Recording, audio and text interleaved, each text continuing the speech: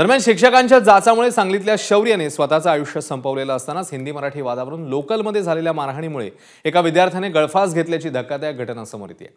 मुलुंडमध्ये कॉलेजला जाताना किरकोळ कारणावरून झालेल्या वादातनं 19 वर्षीय अर्णव खैरे या विद्यार्थ्याने टोकाचं पाऊल उचलत जीवन संपवलंय। तो कल्याणच्या तिसगाव नाका परिसरात राहत होता। लोकल ट्रेनमध्ये चढताना हिंदीत बोलला, त्यावरून तुला मराठी बोलता येत नाही का असा वाद झाला।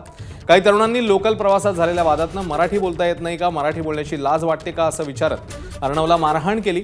या मारहाणीमुळे अर्णव मानसिक तणावात होता। याच तणावातून या विद्यार्थ्याने कल्याणमध्ये आपल्या घरी येऊन गळफास घेत आत्महत्या केल्याचा त्याच्या वडिलांचा आरोप आहे। नेहमीप्रमाणे कॉलेजला निघाला। सकाळी ट्रेनमध्ये बसून जात असताना त्याला ट्रेनमध्ये धक्काबुक्की लागत होती आणि त्याला मी सांगितलं माझ्यावर धक्का येतोय, म्हणून तो त्याला हिंदीतून त्यांनी सांगितलं की भाई थोडा आगे धक्का दो, मेरे ऊपर धक्का आ रहा है। तर त्याच्या बाकीचे प्रवासी होते त्यांनी डायरेक्ट त्याच्या कानाखाली मारला आणि पहिल्यांदा मारला आणि त्याला सांगितलं की तुला मराठी बोलता येत नाही का, मराठी बोलायची लाज वाटते काय। आणि त्याला अजून माझा मुलगा घाबरत मला हे सांगत होता।